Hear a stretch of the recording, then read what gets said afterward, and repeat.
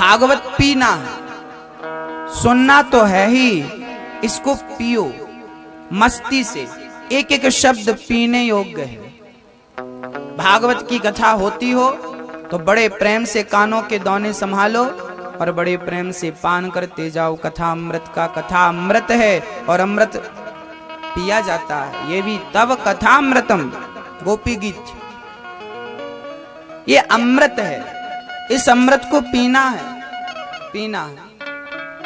श्री सौनक जी महाराज ने प्रश्न कर दिया है, गुरुदेव हमें कुछ बात समझ में नहीं आई। क्या? बोले मनुष्य का धर्म क्या है। सौनक जी प्रश्न कर रहे हैं। नैमिषारण्य में 88,000 संत बैठे हैं और पहला प्रश्न हुआ है सौनक जी की तरफ से कि मनुष्य का धर्म क्या है, भगवान के अवतार क्यों होते हैं, शास्त्र बहुत हैं, शास्त्रों का निचोड़ क्या है, सार क्या है। भगवान जब आए तो धर्म की स्थापना करने आए, भगवान गए तो धर्मा कम शरणम गता, धर्म कहाँ चला गया। इन तमाम प्रश्नों का हमें उत्तर दीजिए गुरुदेव भगवान। सौनक जी ने हाथ जोड़कर निवेदन किया। सूत जी बोलते हैं, सौनक जी बड़ा उत्तम प्रश्न किया है। मैं आपको सारम सारम समुद्रतम सार सार सुनाता हूं। यही भागवत एक बार सुखदेव जी ने राजा परीक्षित को सुनाई थी। परीक्षित को 7 दिन में मरना था। परीक्षित जी सुखदेव जी की शरण में गए, गुरुदेव मुझे मरना है, कथा सुनाइए। उन्होंने कथा सुनाई। सूत जी बोले मैं भी वहीं था, मैंने भी वो कथा सुन ली और वही कथा आज आपको सुना रहा हूं। सौनक जी बोले कि गुरुदेव मनुष्य का धर्म हमें बतलाओ, क्या है मनुष्य का धर्म, क्या करना चाहिए प्राणी मात्र को। पूजा करना धर्म है कि पाठ करना धर्म है कि यज्ञ करना धर्म है कि जप करना धर्म है कि तप करना धर्म, धर्म क्या है। आपको पता है मैया धर्म क्या है मनुष्य का? पहले तो ये बता दो कि आप में से मनुष्य कौन कौन है। जो मनुष्य हैं कृपया हाथ उठाएं।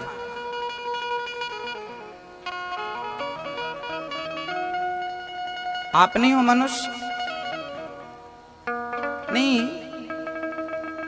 नहीं हो तो मत उठाना, और हो तो उठाओ। क्योंकि मनुष्य जैसा दिखना अलग बात है और मनुष्य होना अलग बात है।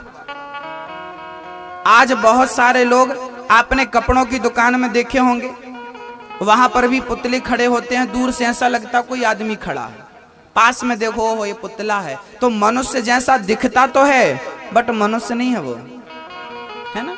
ऐसे ही आप लोग में से, हम लोगों में से बहुत सारे लोग मनुष्य जैसे दिखते तो हैं, मनुष्य होते नहीं है। मनुष्य किसे कहते हैं? जिसके अंदर मनुष्यता हो, जिसके अंदर इंसानियत है, वो इंसान है। अब बताओ, भोपाल की मैं बात करूं। भोपाल में 2 बच्चे थे। एक बेटा था अपने माँ बाप की बहुत सेवा करता, पांव दबाता, पांव धोकर पीता, माँ बाप के चरणामृत लेता, माँ की साड़ी साफ करता, माँ को नहलाता, माँ को मंजन ब्रश कराता, बूढ़ी माँ की बहुत सेवा करता, पिता की सेवा करता, उनको खिलाए बिना खाता नहीं। एक बेटा ऐसा था। और दूसरा बेटा था कि माँ बाप को बहुत मारता, पैसा तुमने कुछ दिया नहीं और हमारे पास आ गए, हम क्या सेवा करें, तुमने पैसा तो दिया नहीं, खूब मार लगाया। माँ बाप रोने लगे। बूढ़े माँ बाप जाए तो जाए कहां।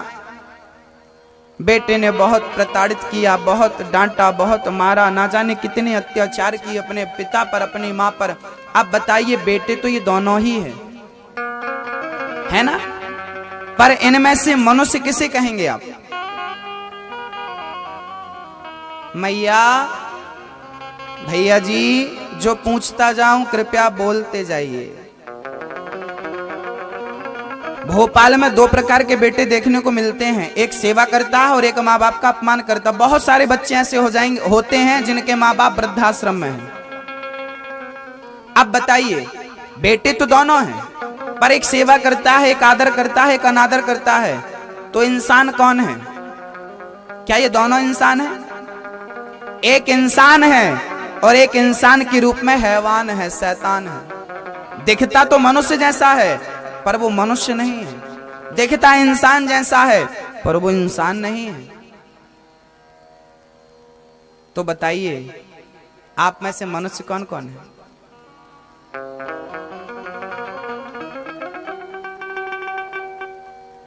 आप लोग सच कह रहे हैं, हाथ उठाने में इतनी देर लगा रहे हैं, मतलब आपकी आत्मा आपको गवाह दे रही है कि यार तो इंसान नहीं है, हाथ क्यों उठा रहा?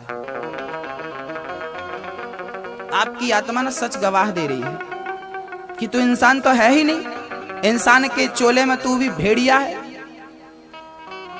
आज बहन बेटियां यदि घर से निकल जाएं तो उन बेटियों के साथ क्या होता है ये मैं बतलाऊं, आपको पता है।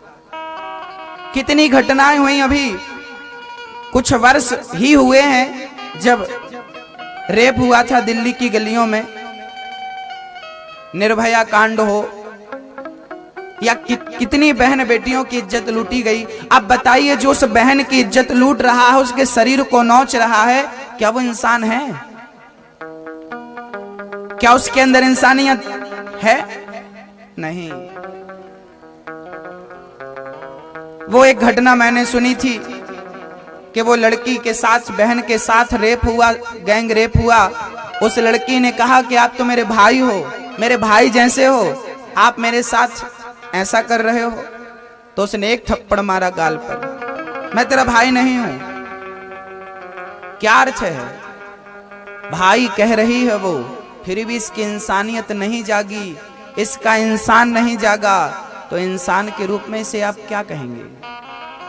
मेरे भाई, इंसान जैसा होना अलग है, इंसान जैसा दिखना अलग है, और रियल इंसान अलग है। इंसान किसे कहते हैं? मनुष्य किसे कहते हैं? सभी में बांट कर खाए उसे इंसान कहते हैं, पराया दर्द अपनाए उसे इंसान कहते हैं। यूं भरने को तो पक्षी भी अपना पेट भरते हैं, पर सभी में बांट कर खाए उसे इंसान कहते हैं। अगर गलती रुलाती है, अगर गलती रुलाती है तो नया रास्ता दिखाती है। मनुष्य गलती का पुतला है, ये अक्सर हो ही जाती है। जो गलती करके पछताए उसे इंसान कहते हैं। गलती सबसे होती है, पर एक प्राणी वो है जो गलती करके उसे स्वीकार कर लेता, हाँ हमने गलती करी और अब कान पकड़ते हम दोबारा गलती नहीं करेंगे। एक प्राणी ऐसा होता है जो गलती स्वीकारता है, और एक वो होता है जो गलती करने के बाद भी उसे स्वीकारता नहीं, मैंने गलती करी, वो पेलता रहता है, नहीं मैंने गलती नहीं करी, मैंने। ये गलत है भाई। गलती करना हम सबका काम है, क्योंकि हम साधारण इंसान हैं, हम सबसे गलतियां होती हैं, कुछ जानबूझकर होती हैं, कुछ धोखे से होती हैं। पर गलती के पश्चात प्रायश्चित करना ये इंसानियत है, स्वीकार करना इंसानियत है, अस्वीकार कर देना हैवानियत है। आप इंसान बनिए। मनुष्य का धर्म क्या है? हम मनुष्य हैं। यदि हम मनुष्य हैं तो फिर मैं धर्म बताऊं, पर मनुष्य ही नहीं है तो फिर धर्म बताएंगे भी तो क्या फर्क पड़ने वाला?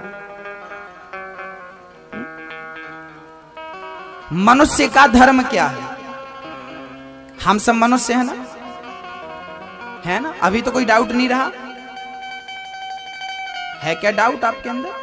सास की सेवा करती हो कि धक्का मार के निकालती हो? आप अपनी आत्मा से पूछना कि आप मनुष्य हो कि नहीं, कि मनुष्य जैसे सिर्फ दिख रहे हो। दिख रहे हो तो फिर आपको भी कपड़ों की दुकान में खड़ा कर देंगे। मनुष्य का धर्म क्या है? कोई आपसे पूछे कि आपका धर्म क्या है, तो आप क्या कहते हो? हमारा सत्य सनातन धर्म है। अरे भाई, हमारा धर्म क्या है ये समझो। हमारा धर्म है सत्य बोलना। हमारे धर्म का नाम क्या है? सत्य सनातन धर्म।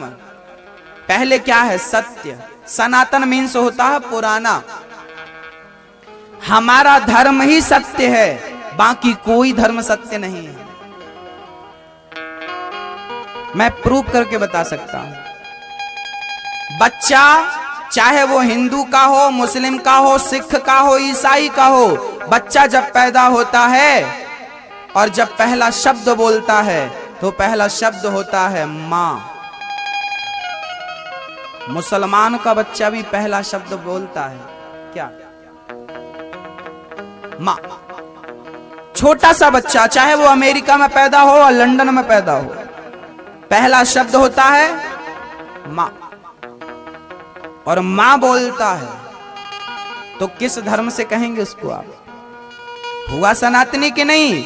अरे हर इंसान सनातनी है। यहां आकर के बनाए जाते हैं, बने बनाए तो भगवान के घर से सनातनी ही पैदा होते हैं।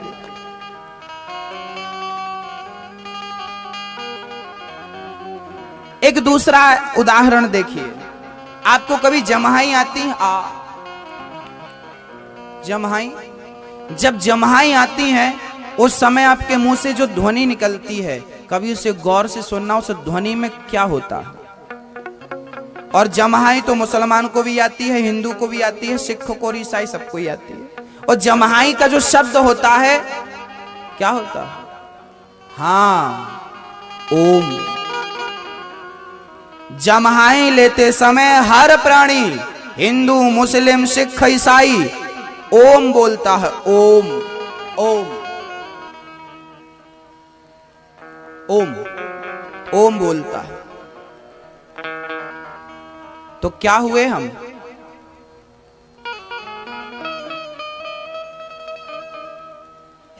क्या हुए हम? भगवान ने अंदर से लेके बाहर तक हमें सनातनी बनाया है, सत्य बनाया है। हमारा धर्म है सत्य। जो व्यक्ति सच बोलता है, सत्य बोलता है, वो सत्यवादी सनातनी। और जो सत्य नहीं बोलता वो सनातनी नहीं है। ठप्पा लगाने से कोई हिंदू नहीं बन जाता, ठप्पा लगाने से कोई सनातनी नहीं हो जाता। सनातनी के लक्षण होने चाहिए, होने चाहिए। लक्षण दिखने चाहिए कि आप क्या हो, बताना ना पड़े। ब्राह्मण के मस्तक पर तिलक है, शिखा है, यज्ञोपवीत है, आप देख के समझ लेंगे कि ये ब्राह्मण है। छत्री की भुजाएं बढ़िया मजबूत हैं, हमेशा सावधान है, देखती समझ जाओ ये छत्री है। कागज पाथर लेके चलता है, कलम कागज लेकर चलता है, हिसाब किताब एक नंबर का है, समझ जाओ ये वैश्य है। सेवा भाव रखता हो, समझ जाइए कि ये शेवी है, शूद्र है। ये चार विभाजन जो हुए हैं, ब्राह्मण, क्षत्रिय, वैश्य, शूद्र, ये एक ही हैं, ये चार नहीं हैं। कैसे? ब्राह्मण क्या है? जात है। क्षत्रिय क्या है? जात है। आम का मौसम आया, हम आम खरीदने गए, भाई साहब आम देना। तो आम वाला बोलेगा कौन सा आम चाहिए? देसी आम, कलमी आम, लंगड़ा आम, और एक आम और होता दशहरी आम। आम तो एक ही होता है, फिर ये क्या है? लंगड़ा, कलमी, दशहरी, फलाना ठिकाना, सब क्या है? आम एक ही होता है, लेकिन आम की वैरायटियां अलग अलग होती हैं। आम एक है, भेद अलग अलग होते हैं। जात एक ही है, ब्राह्मण, क्षत्रिय, वैश्य, शूद्र, ये तो वैरायटियां हैं, ये भेद है। जात सबकी सनातनी है, सब सनातन है, ये भेद है। जिसको आज समाज ने छुआछूत में परिणत कर दिया। पहले हमारे देश में छुआछूत नहीं था, बहुत पहले, बीच में ये आया। यदि हम सब समझदारी से इसका बहिष्कार करें तो ये खत्म हो सकता। देखिए जाति व्यवस्था के लिए बनाई गई थी। ब्राह्मण क्षत्रिय वैश्य शूद्र यह व्यवस्था के लिए थे कि तुम्हें पूजा पाठ करना है, तुम्हें तलवार उठाना है, तुम्हें पैसे का लेन देन करना है और तुम्हें सेवा करना है। ये व्यवस्थाएं थी। लेकिन बाद में हम लोग क्या हुए, आपस में लड़ने लगे, अपने को श्रेष्ठ कहने लगे और किसी को नीचा कहने लगे। तुम छोटे हो हम बड़े हैं। कोई छोटा और बड़ा नहीं है, सब सेम है, सब बराबर।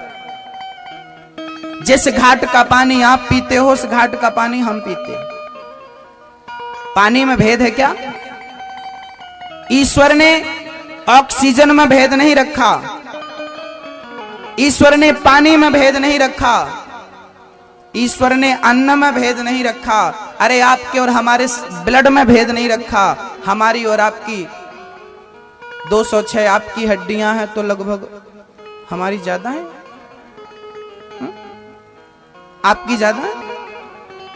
हमारी 2 आंख है तो आपकी 3 है, हमारे 2 कान है तो आपके 4 हैं। अरे ईश्वर ने सब बराबर दिया है, सबके 2 हाथ हैं, सबके 2 पांव हैं। फिर भेद किस बात का है? फिर झगड़ा किस बात का कि तुम छोटे हो हम बड़े? ना, कोई छोटा या बड़ा नहीं है, सब समान है, सब बराबर है। ये 5 उंगलियां हैं, इनमें से 1 उंगली छोटी है। कौन सी? ये छोटी है। अब छोटी है तो फेंक दो निकाल के। आपकी भी तो छोटी है, उंगली फेंक दो ना निकाल के। आप इसे छूते हो कि नहीं? बोलो, छोटी है क्यों छूते हो? इसके बिना काम चलेगा? ये 5 उंगली भले छोटी और बड़ी हो पर है तो हमारे हाथ की ही ना, है तो हमारी ही ना। हाँ भाई, ब्राह्मण क्षत्रिय वैश्य शूद्र ये 4 अलग अलग हैं लेकिन है तो हमारे ही ना, है तो अपने ही। किसको निकाल फेंकेंगे आप?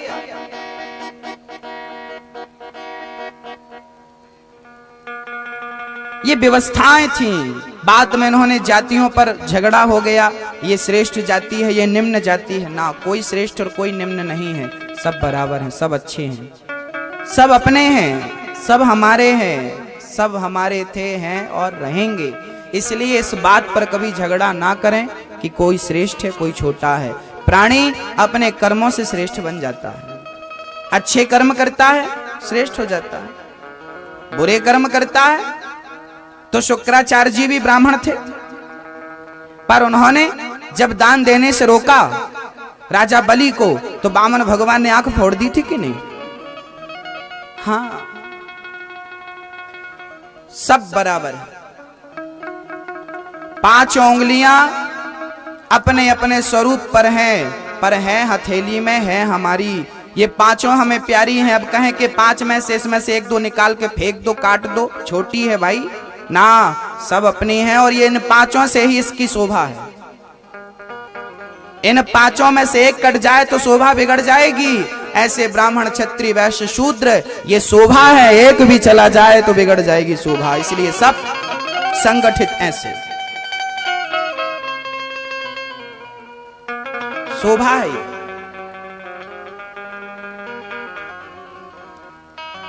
मनुष्य का धर्म क्या है? सत्य बराबर तप नहीं, झूठ बराबर पाप, जाके हृदय साच है, प्रभुता के हृदय आप। सत्य बराबर तप नहीं। सबसे बड़ी शक्ति क्या है? सत्य। सत्यम ब्रूयात प्रियम ब्रूयात। सत्य बोलना चाहिए। मर जाना अच्छा है पर झूठ बोलना अच्छा नहीं है। हमेशा किसके साथ रहो? सत्य के साथ। सत्यम ब्रूयात प्रियम ब्रूयात।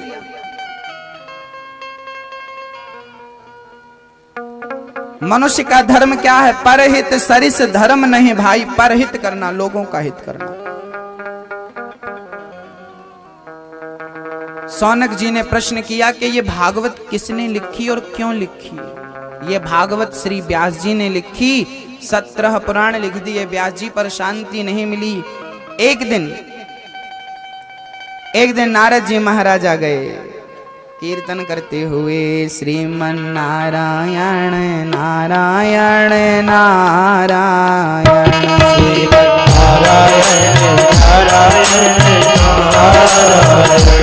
लक्ष्मी नारायण नारायण नारायण, लक्ष्मी नारायण नारायण नारायण, भजवन नारायण नारायण नारायण, भजवन नारायण नारायण नारायण, श्रीमन नारायण नारायण नारायण, श्रीमन नारायण नारायण नारायण, लक्ष्मी नारायण नारायण नारायण, लक्ष्मी नारायण नारायण नारायण, श्रीमन नारायण नारायण नारायण, श्रीमन नारायण नारायण नारायण।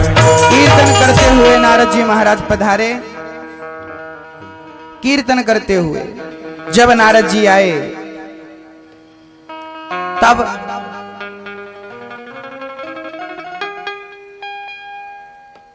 तब व्यास जी महाराज उदास बैठे थे,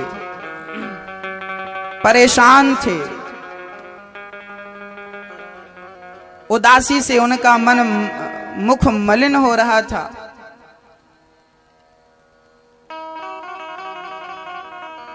तभी नारद जी ने कहा, व्यास जी आप 17 पुराण लिखने वाले उदास क्यों हैं, प्रसन्न रहना चाहिए। व्यास जी बोले, मैंने 17 पुराण लिख डाले, वेदों का विभाजन करके 4 वेद बना दिए, सामवेद, ऋग्वेद, यजुर्वेद, अथर्ववेद। याद रखिए भक्तों, हमें भागवत कथा सुननी चाहिए, सत्यनारायण भगवान की कथा सुननी चाहिए। क्या होता है इससे? हमारे ब्राह्मणों ने, संतों ने जो मेहनत करके शास्त्रों की रचना करी है, गुफाओं में बैठ करके, भूखे प्यासे रह करके जो रचनाएं करी हैं वेदों की, हमें उनको सुन करके ऋषि ऋण से उद्धार होना चाहिए। 4 ऋण होते हैं हर प्राणी के सर पर, मातृ ऋण, पितृ ऋण, देव ऋण और ऋषि ऋण। जिस दिन मैं पैदा हुआ उस दिन मेरे सर पर 4 ऋण आ गए। माँ का ऋण चढ़ गया, माँ की सेवा करूंगा तो वो ऋण उतरेगा। पिता का ऋण चढ़ गया, पिता की सेवा करूंगा तो पिता का ऋण उतरेगा। इसका अर्थ ये मत लगा लेना कि जब बच्चे घर में पैदा होंगे तब पिता का ऋण उतरेगा ना। माँ बाप खुश। आपने श्रवण के बच्चे का नाम सुना कभी? श्रवण का कोई बेटा था, ऐसा कभी सुना आपने? सुना? कभी किसी ने नहीं सुनाया होगा आपको कि श्रवण का कोई पुत्र भी था, क्योंकि श्रवण स्वयं पुत्र थे और उन्होंने अपने माँ बाप को कंधे पर बिठाकर 4 धामों की यात्रा कराई। तो क्या वो पुत्र पैदा नहीं किए तो क्या वो पितृ ऋण से मुक्त नहीं हुए? अरे जो माँ बाप का आशीर्वाद प्राप्त कर लेता है वो मातृ पितृ ऋण से अपने आप मुक्त हो जाया करता है। लोग ये समझते हैं कि घर में बेटा होगा तब पितृ ऋण से मुक्ति मिलेगी। ये धारणा अच्छी नहीं है। आवश्यक नहीं है कि संतान हो तो ही पितृ ऋण से मुक्ति मिले। पिता की सेवा कर लोगे आप तो आप उस ऋण से मुक्त हो जाओगे। मातृ ऋण, पितृ ऋण, देव ऋण। देव ऋण कौन सा है? ये प्रकाश सूर्य भगवान का। आप लोग प्रकाश में बैठे हो। अच्छा, रात ही रात होती तो बताओ क्या होता, और दिन ही दिन होता तो बताओ क्या होता। तो रात आती है तो आराम मिलता है, दिन आता है तो आप काम में लग करके अपना जीवन यापन करते हो। ये देवताओं का ऋण है। ये हवा चल रही है, ऑक्सीजन आपको मिल रही है। किसान का काम है खेत में बीज बो दे, ना बीज बो दे और भगवान अंकुरित ना करें तो क्या कर लोगे आप और हम? पानी ना बरसे तो किसान क्या कर लेगा? सारी सृष्टि किस पर निर्भर है? ईश्वर पर। विज्ञान कितने भी आविष्कार कर ले, लेकिन जब किसान आविष्कार ना करे अपने खेती में फसल का, तो विज्ञान भी नहीं कर सकता कुछ, क्योंकि वो भी दाल रोटी खा के आविष्कार करता है। और दाल रोटी का आविष्कार करने वाला किसान है, और इस किसान को सहायता लेनी पड़ती है भगवान से। वो किसान हाथ उठाकर कहता है, भगवान फसल सूख रही है, थोड़ा पानी बरसा। अर्थ क्या है? ये देवताओं का ऋण है हम पर। प्रकाश मिल रहा है, हवा मिल रही है, हमें जल मिल रहा है, ये देवताओं की कृपा है। इसलिए हमें देवताओं के प्रति थोड़ी सी कृतज्ञता व्यक्त करनी चाहिए। सूर्य भगवान को उठकर जल चढ़ाना चाहिए, देवताओं का अनुष्ठान यज्ञ करना चाहिए। यज्ञ में सारे देवता आते हैं और सबकी आहुतियां होती हैं। इंद्राय स्वाहा, भौमाय स्वाहा, पृथ्व्यै स्वाहा। जिस पृथ्वी पर आप बैठते हो उसकी कभी आहुति भी डाला करो, ताकि इस ऋण से भी मुक्ति मिले जिसकी गोद में दिन भर बैठे रहते हो। ये देवताओं का ऋण कैसे उतरता है? बोले यज्ञ करने से। सत्यनारायण भगवान की कथा किसी पंडित जी को बुलाओ, किसी ब्राह्मण देवता को बुलाओ और बुला करके सत्यनारायण भगवान की कथा करवाओ। हर अमावस्या और हर पूर्णिमा को घर में सत्यनारायण भगवान की कथा होनी चाहिए। क्यों होनी चाहिए? कारण सुनो। पहले ना मच्छर भगाने की कोई दवाइयां नहीं थी, आजकल तो बहुत मिल जाती हैं मार्केट में। पहले के लोग नीम का धुआं करते थे। नीम का धुआं शायद आपने भी किया हो, कभी देखा हो किसी को। नीम के पत्ते तोड़कर ले आते थे और उनको जलाते थे, धुआं निकलता था, कड़वा कड़वा धुआं। कहते हैं उस धुएं से ना सारे मच्छर भाग जाते थे। धुआं करने से मच्छर भाग जाते हैं ये तो पता है, लेकिन सत्यनारायण भगवान की कथा में भागवत के 7वें दिन जो यज्ञ होता है, हवन होता है, उस हवन के धुआं से मच्छर नहीं भागते, उस धुआं से जन्म जन्मांतरों के पाप भाग जाया करते। इसलिए उस धुआं का होना घर में जरूरी है।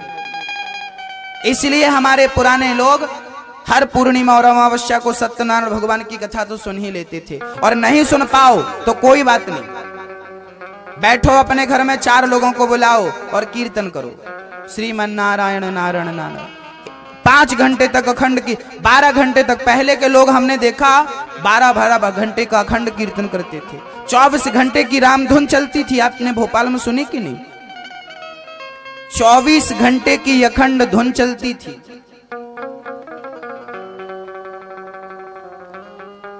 एक बार मैं कथा करने गया तो एक सज्जन जी आए और माइक पकड़ के बोले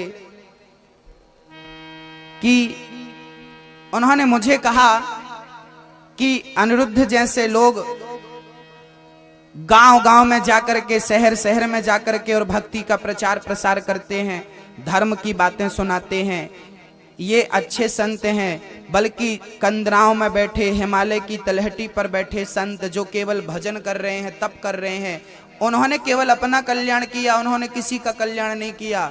हमने तुरंत उनको टोका, हमने कहा आप ऐसा मत बोलिए। हम लोग गांव गांव जाकर, शहर शहर जाकर कथा सुना करके सबका कल्याण करने की कोशिश करते हैं, लेकिन जो जंगलों में बैठे तप कर रहे हैं, याद रखना एक ही सूर्य पूरे संसार को प्रकाशित करता है। ऐसे एक संत की तपस्या से पूरा देश सुखी होता है, समृद्धवान बनता है, एक संत की तपस्या से। तो उन संतों का तप केवल खुद के लिए नहीं है। याद रखना, आग जलती है तो आग के आसपास 10 फीट दूर तक, यदि आग तेज है तो उसका तेज पहुंचता है, आग महसूस होती है कि हाँ आग है। कभी कभी आपने देखा होगा जब बहुत सारे ईंधन पर अचानक आग लग जाती है तो उसकी लपटें बहुत दूर तक जाती हैं, बहुत दूर तक उसकी गर्मी देखने को मिलती है। जैसे आग लग जाने से दूर तक गर्मी उठती है, ऐसे ही एक संत की तपस्या से हजारों किलोमीटर तक उस संत की तपस्या का प्रभाव देखा जा सकता है, दिखता है। तो वो संत भले हिमालय में बैठा तप कर रहा है, कंदराओं में बैठा तप कर रहा है, तो वो अपने लिए नहीं, उसके तप के प्रभाव से हमें भी शांति और सुख मिल रहा है, हम भी चार्ज हो रहे, एनर्जी मिल रही है, व्यर्थ नहीं है तपस्या। इसलिए हमें कंदराओं में भी जाना चाहिए, साल 2 साल वहां बैठना चाहिए और एनर्जी इकट्ठी करनी चाहिए। आपको भी करनी चाहिए, हमें भी करनी चाहिए।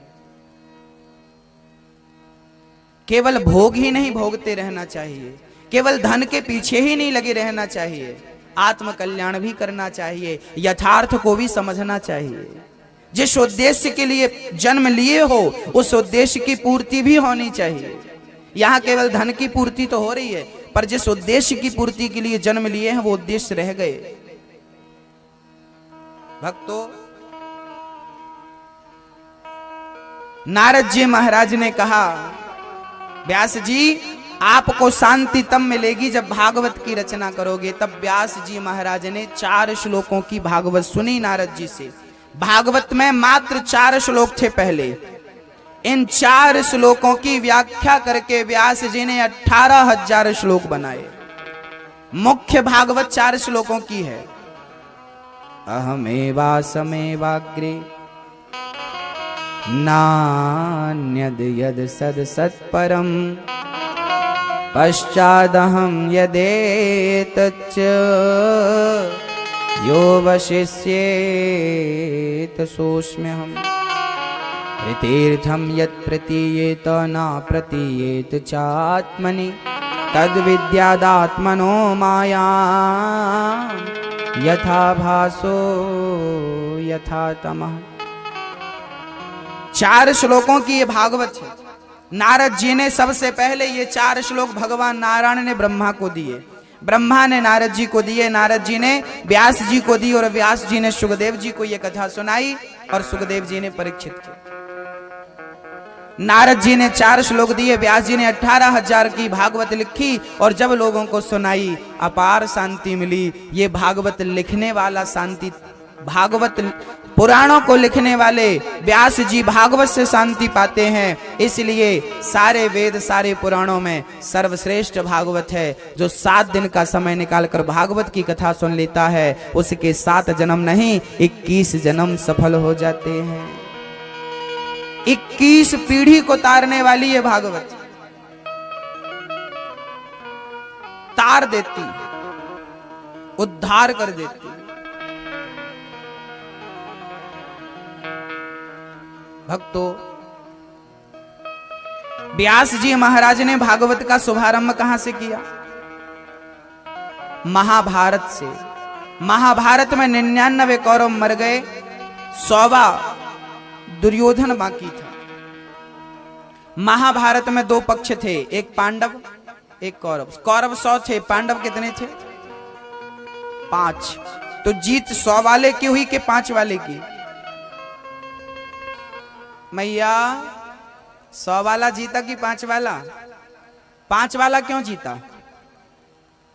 क्योंकि 5 वाले के साथ कौन था और 100 वाले के साथ भगवान थे क्या? हाँ, आपकी सेना कितनी भी छोटी हो, आपकी ताकत कितनी भी कम हो, लेकिन साथ भगवान का है तो जीत आपकी निश्चित है। साथ भगवान का है तो जीत निश्चित है। इसलिए निवेदन करता हूं, 5 पांडव बड़े समझदार थे। जब महाभारत के युद्ध की तैयारियां चल रही थी ना, तब दुर्योधन गया था, कन्हैया आप चलो और हमारे साथ युद्ध करो।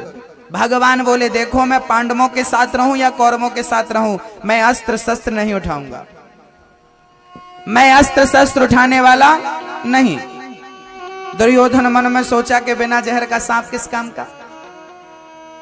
एक तरफ कन्हैया थे और दूसरी तरफ भगवान की नारायणी सेना थी। दुर्योधन ने नारायणी सेना मांग ली, अर्जुन ने कन्हैया को मांग लिया। कन्हैया ने अर्जुन को डांटा, अर्जुन तुम्हें पहले मौका दिया हमने, तुमने सेना क्यों नहीं मांगी, हमें क्यों चुना? अर्जुन बोले हमें युद्ध नहीं जीतना, हम युद्ध हार भी गए तो कोई फर्क नहीं पड़ता, बस आप मेरे साथ हो यही मेरी जीत है। यही मेरी जीत है। अर्जुन ने भगवान को पाया और दुर्योधन ने सेना को पाया।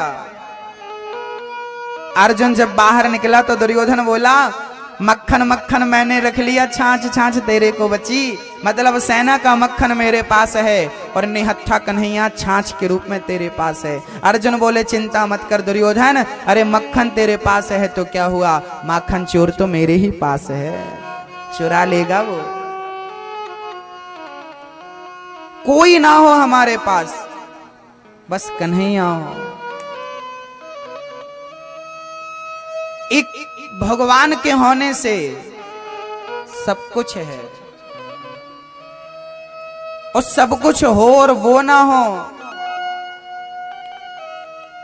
तो सब व्यर्थ है। इसलिए कहा करता हूं कि जीवन हवाले कर दो, अपना जीवन कन्हैया के हवाले कर दो। और जिस दिन ये जीवन भगवान के हवाले, जैसे अर्जुन ने अपने आप को कृष्ण के चरणों में समर्पित कर दिया, वैसे ही आप कर दो। हो बोलिए कृष्ण कन्हैया लाल के। जीवन है तेरे हवाले मुरलिया वाले। कौन कौन करेगा अपना जीवन कन्हैया के हवाले? जीवन है तेरे हवाले मुरलिया वाले। हे कन्हैया, जैसे अर्जुन को आपने पार लगाया, हमें भी भवसागर से पार लगा दो, क्योंकि हम भी अर्जुन की तरह कह रहे हैं, जीवन है तेरे हवाले मुरलिया वाले। जीवन है तेरे हवाले मुरलिया वाले। जीवन है तेरे हवाले मुरलिया वाले। जीवन है तेरे हवाले मुरलिया वाले। बाके मुरलिया वाले बाके सवरिया प्यारे। बाके मुरलिया वाले बाके सवरिया प्यारे। बाके मुरलिया वाले बाके सवरिया प्यारे। बाके मुरलिया वाले बाके सवरिया प्यारे। जीवन है जीवन है जीवन है तेरे हवाले मुरलिया वाले। जीवन है तेरे हवाले मुरलिया वाले। जीवन है तेरे हवाले मुरलिया वाले। जीवन है तेरे हवाले मुरलिया वाले। जीवन है तेरे हवाले मुरलिया वाले। हरि बोल।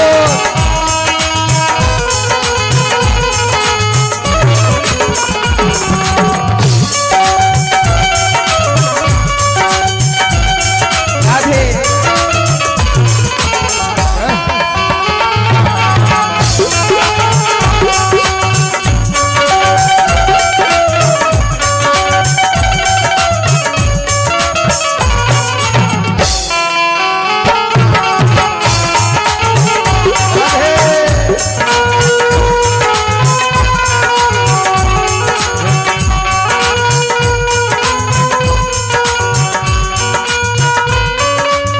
हमें कठपुतली तेरे हाथ की। हमें कठपुतली तेरे हाथ की। हमें कठपुतली तेरे हाथ की।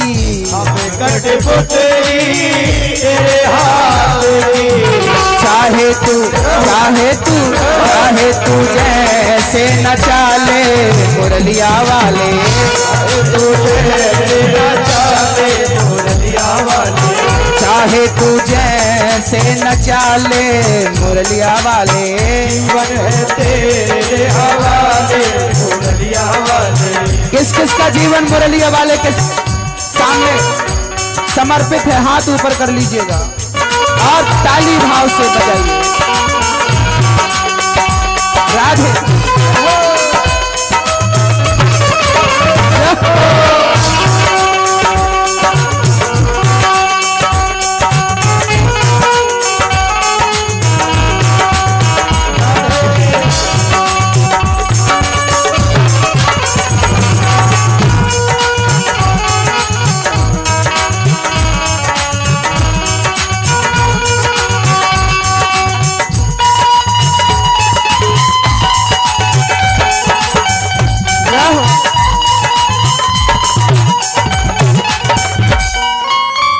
हम है बंसी तेरे अधर की, हम है बंसी तेरे अधर की, हम है बंसी तेरे अधर की, हम है बंसी तेरे अधर की।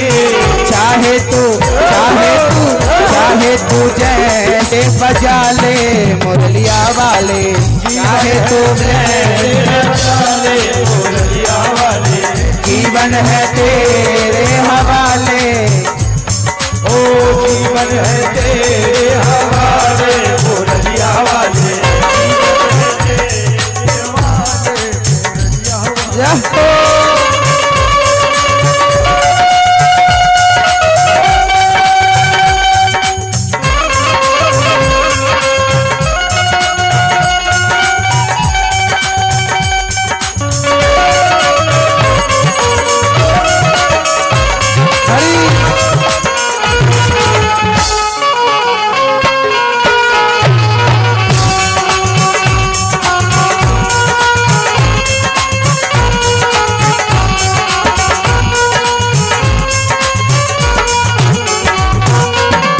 तुम हो स्वामी हम हैं सेवक, हम है सेवक, तुम हो स्वामी हम हैं सेवक, तुम हो स्वामी हम है सेवक। चलिए मान लिया भगवान को स्वामी और मान लिया अपने आप को सेवक। अब बताइए भगवान से आपको क्या उम्मीद है, क्या चाहते हो? चलिए भगवान आपसे पूछ रहे हैं कि तू बता तुझे क्या चाहिए, तो बता दो आज क्या चाहिए। तुम हो स्वामी हम हैं सेवक, तुम हो स्वामी आओ मांग लेते सेवक, चाहे तो पार लगा दे मुरलिया वाले, चाहे तू मुरलिया वाले, चाहे तो पार लगा दे मुरलिया वाले,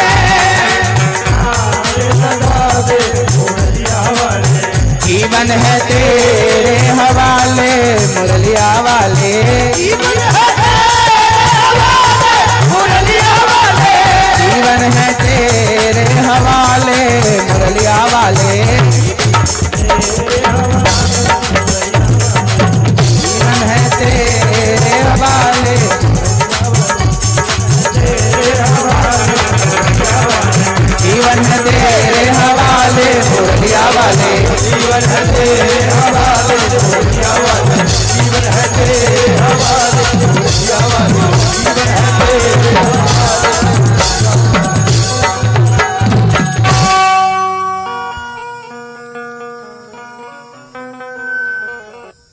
चाहे तो पार लगा दे मुरलिया वाले,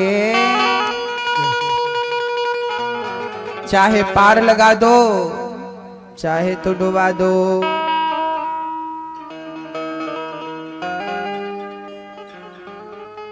हम तो बस चरणों में हैं। अब देखिए बड़े प्रेम से व्यास जी महाराज ने महाभारत के कुछ अंश को भागवत जी में रखा है। व्यास जी महाराज ने भगवान के 24 अवतार की व्याख्या करी है। भगवान के अवतार कितने हैं? मैया, ओ मैया, भगवान के अवतार कितने हैं? 24। पहला कौन सा है? दूसरा, तीसरा, चौथा? देखो भगवान के 24 अवतार आपको याद नहीं है, लेकिन ये याद है कि मेरे 25 नंग गहने हैं। खुद की सारी चीजें याद हैं, मेरे 5 प्लॉट हैं कि 10 प्लॉट हैं, एक भूल जाओ नहीं, वो नहीं भूलेंगे, लेकिन भगवान को भूल जाओ क्या विडंबना है।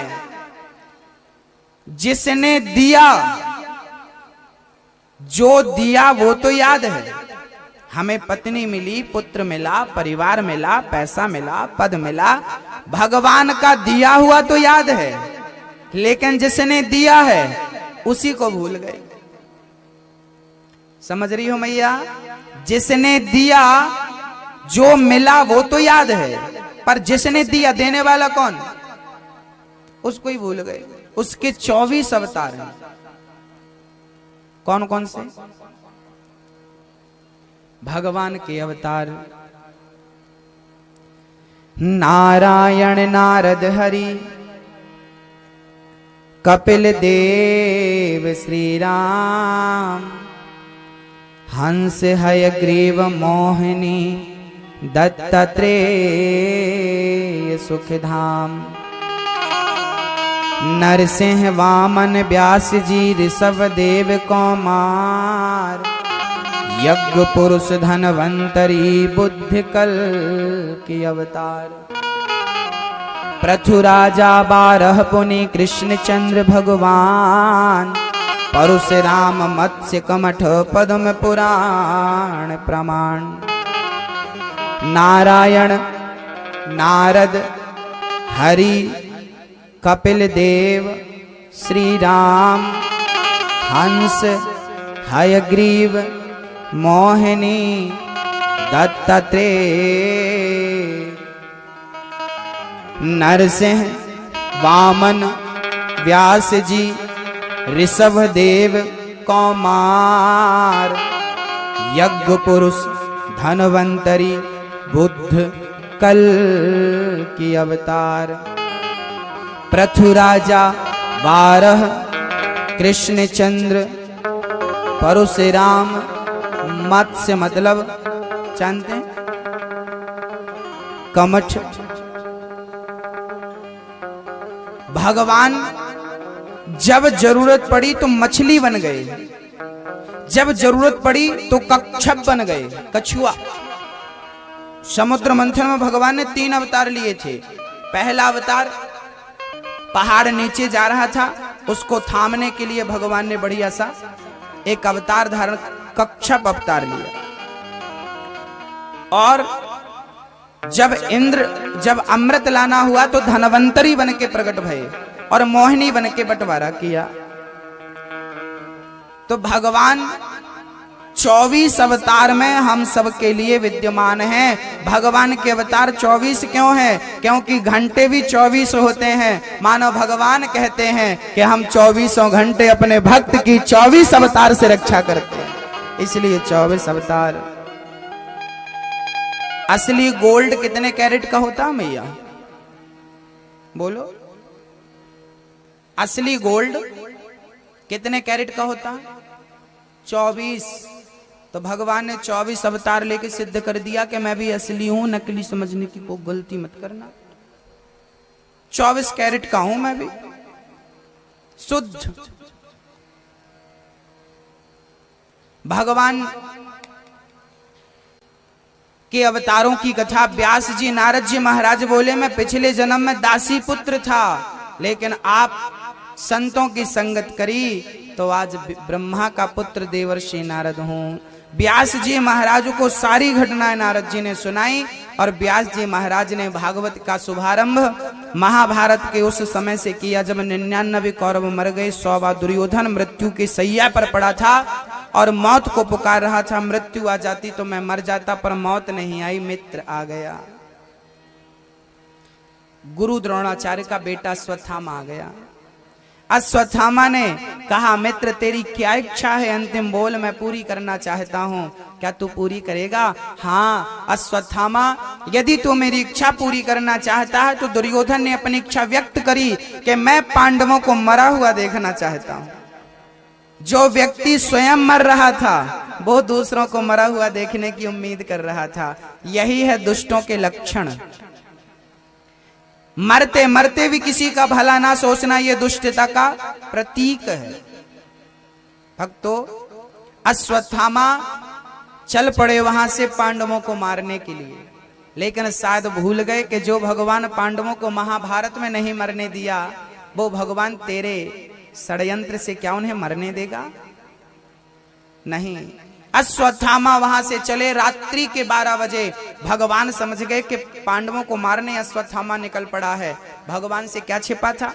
भगवान ने पांडवों को उठाया, उठो, सारी दुनिया आपके जीत का जश्न मना रही है और आप यहाँ शयन कर रहे हैं, उठिए। 5 पांडवों को ले जाकर के भगवान वहां पर लोगों के बीच में बिठाया। खाली बिस्तर देख करके, द्रौपदी के 5 बच्चे थे, पांडवों के 5 पांडवों का एक एक, 5 वहां आकर सो गए। जो द्रौपदी के पुत्र थे वो 5 वहां सो गए और वो हूबहू पांडवों जैसे दिखते थे। युधिष्ठिर का पुत्र युधिष्ठिर के जैसे दिखता था, भीम का भीम जैसे, अर्जुन का अर्जुन जैसे, नकुल सहदेव का नकुल सहदेव जैसे। अश्वत्थामा को रात्रि में समझ में नहीं आया कि ये है कौन, और पांडवों जैसे दिखा, तो पांडव समझ करके 5 बच्चों का अश्वत्थामा ने सर काट लिया। 5 बच्चों का सर काट करके, और अब वहां से अश्वत्थामा बड़ी प्रसन्न चित्त से चल रहे हैं। मैंने अपने मित्र की अभिलाषा पूरी कर दी। पहुंच गए मित्र, देखो आपके पुत्रों का, आपके दुश्मनों का सर मैंने काट दिया, ये रहे 5 पांडवों के सर। पहले तो प्रसन्न हुआ दुर्योधन ने कि मेरे दुश्मन मारे गए। ध्यान से देखा तो देखा कि वो पांडव नहीं, पांडव पुत्र हैं। रुदन करने लगा दुर्योधन, मित्र तूने क्या किया? मेरे वंश का ही तूने नाश कर दिया। पहले प्रसन्नता हुई कि पांडव मर गए, बाद में दुख हुआ कि ये पांडव नहीं पुत्र हैं। उसी संधि में, सुख और दुख की संधि में दुर्योधन ने प्राण त्याग दिया। 5 पांडव भगवान की शरण में थे, भगवान ने उन्हें बचाया। और अब भगवान श्री कृष्ण की एक दिव्य लीला प्रारंभ हुई। द्रौपदी ने देखा सुबह कि मेरे बच्चे आज उठे नहीं, जाकर देखा तो 5 बच्चों का सर धड़ से अलग था। धड़ तो थे पर सर का पता नहीं। द्रौपदी रोने लगी, मेरे पुत्रों को किसी ने मार दिया, मेरे पुत्रों को अश्वत्थामा ने ही मारा है।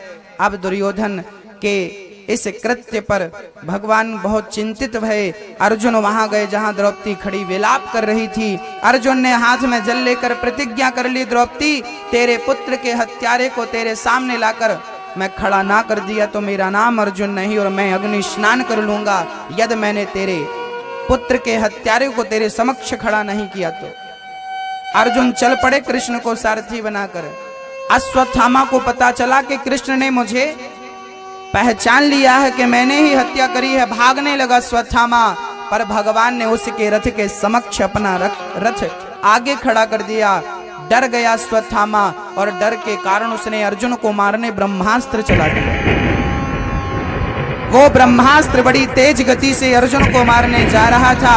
अर्जुन कृष्ण के चरणों में गिरकर बोले कि कृष्ण, महाभारत से आपने बचाया है, पर इस अस्त्र से शायद आप मुझे बचा ना पाए। रुदन करने लगे अर्जुन। अर्जुन ने रोते हुए कहा, कृष्ण कृष्ण महाबाहो भक्ता नाम भयंकरा त्वमेको दह्यमाना मपिवर्गोऽसि संसृते। हे प्रभु मुझे बचा लो। भगवान बोले, अर्जुन कांटे को कांटे से निकाला जाता है, तू रो मत, तू भी ब्रह्मास्त्र चला। अर्जुन ने जब ब्रह्मास्त्र चलाया तो अर्जुन का ब्रह्मास्त्र, सामने से ब्रह्मास्त्र, ये दोनों जब टकराए पृथ्वी डोलने लगी, कांपने लगी। भगवान ने देखा कि प्रलय हो जाएगा, दोनों ब्रह्मास्त्र को भगवान ने शांत कर दिया। उठा करके भगवान ने शांत किया। अर्जुन ने अश्वत्थामा के केस पकड़े और लाकर द्रौपदी के समक्ष खड़ा कर दिया। द्रौपदी तेरे पुत्र का हत्यारा तेरे सामने खड़ा है, जो सजा देना चाहती है दे दे। अश्वत्थामा के हाथ बंधे थे, पांव बंधे थे। द्रौपदी को दया आ गई अश्वत्थामा को देखते ही। द्रौपदी ने तुरंत जाकर के अश्वत्थामा के हाथों का बंधन खोल दिया, पांव का बंधन खोल दिया। भीम भैया बोले, द्रौपदी क्या तुझे इस हत्यारे पर दया आ रही है? द्रौपदी बोली, दया मुझे इस पर नहीं, दया मुझे इसकी मां